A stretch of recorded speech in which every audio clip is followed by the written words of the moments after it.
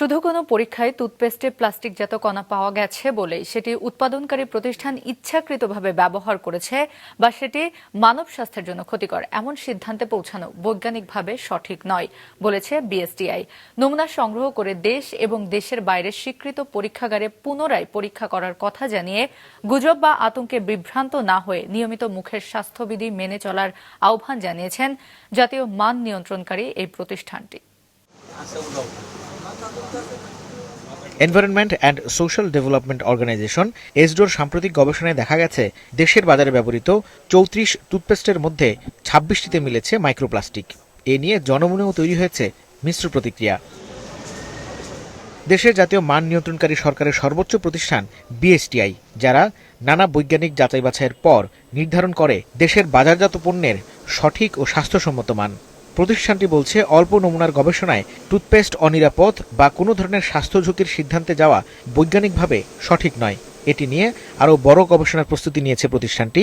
এরই মধ্যে শুরু হয়েছে নমুনা সংগ্রহ পরীক্ষার জন্য, যা পাঠানো হবে দেশের বাইরেও। ৮১টি উপাদানের একটা তালিকা আছে টুথপেস্ট তৈরিতে, সেই তালিকায় কিন্তু মাইক্রোপ্লাস্টিক নেই। আর সেকেন্ড থিং, একটা জিনিস আমরা অভাব অনুভব করছি যে ওনারা বলছেন মাইক্রোপ্লাস্টিকের পাওয়া গেছে, কিন্তু এটা সোর্সটা কিন্তু ওনারা বলেন নাই যে কোত্থেকে পাওয়া গেল, এটা কিভাবে আসলো, যদি এটা কন্টামিনেশন হয় সোর্সটা কি। এই তথ্যটা পাওয়া গেলে আমাদের ডিসিশন নিতে অনেক সুবিধা হতো, আমরা বুঝতে পারতাম যে কি কারণে। তবে একটা জিনিস, আমরা যেভাবে স্ট্যান্ডার্ড অনুযায়ী আমরা এই টুথপেস্টগুলোকে অনুমোদন দেই এবং আমরা যে উপাদানগুলো পরীক্ষা করি, তাতে একটি বিষয় নিশ্চিত যে এখানে ইচ্ছাকৃতভাবে মাইক্রোপ্লাস্টিক সংযোজনের কোনো অবকাশ নেই।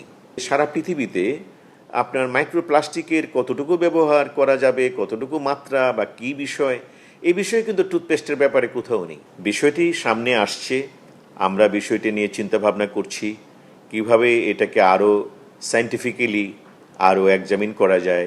আর ইতিমধ্যে আমরা অনেকগুলো স্যাম্পল ফিল্ড থেকে কালেকশন করেছি।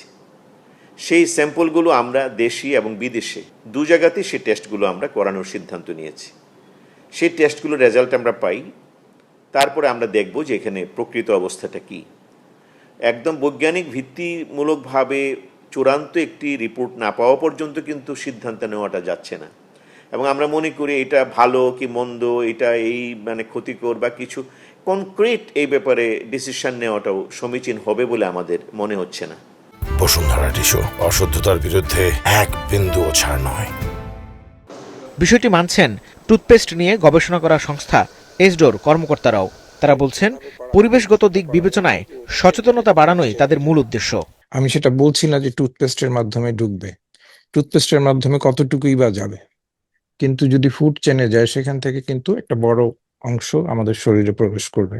আমরা কোনো প্রতিষ্ঠানকে বা কোনো কোম্পানিকে উদ্দেশ্য করে কিন্তু এটা করিনি। এটা করা হয়েছে যে যদি এটা থাকে তাহলে সেটা কিভাবে আইনের মাধ্যমে, নিয়মের মাধ্যমে সেটাকে দূর করা যায়। এটা নিয়ে কোনো রকম ভুল বোঝাবুঝি সৃষ্টি হোক সেটা চাই না। আসলে এটার কোনো ল নেই, স্ট্যান্ডার্ড নেই। সেটাই আসলে আরেকটা বড় উদ্দেশ্য, যে যাতে বিএসটিআর একটা আমরা দেখেছি যে পলিসি আছে টুথপেস্টের জন্য স্ট্যান্ডার্ড করেছে, কিন্তু এটা নেই। আমরা একটা স্পষ্ট রুলস চাই। এরই মধ্যে এক আইনজীবীর রিটের প্রেক্ষিতে প্লাস্টিক পাওয়ার ঘটনা তদন্তে ৩ সদস্যের বিশেষজ্ঞ কমিটি গঠনের নির্দেশ দিয়েছেন উচ্চ আদালত। আর বিএসটিআই বলছে, তাদের নিজস্ব পরীক্ষায় মাইক্রোপ্লাস্টিকের উপস্থিতি পাওয়া গেলে সংশ্লিষ্ট সব পক্ষের সঙ্গে কথা বলেই নেওয়া হবে পরবর্তী সিদ্ধান্ত।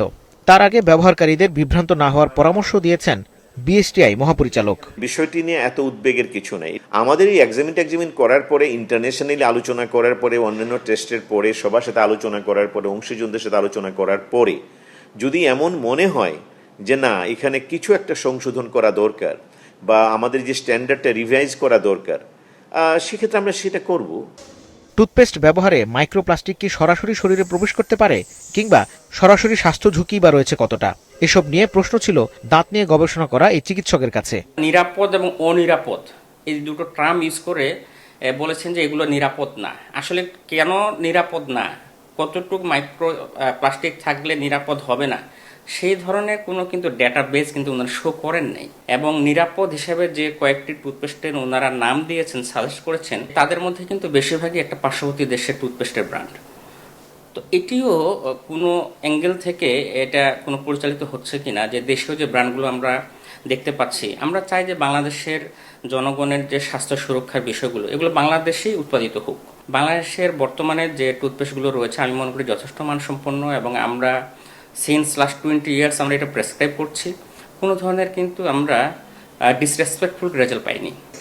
স্বাস্থ্যগত ঝুঁকি এড়াতে টুথপেস্ট ব্যবহারের পর মাউথওয়াশ ব্যবহারের পরামর্শ দিয়েছেন ডেন্টিস্টরা। মাহমুদ কমল, মাছরাঙা সংবাদ, ঢাকা।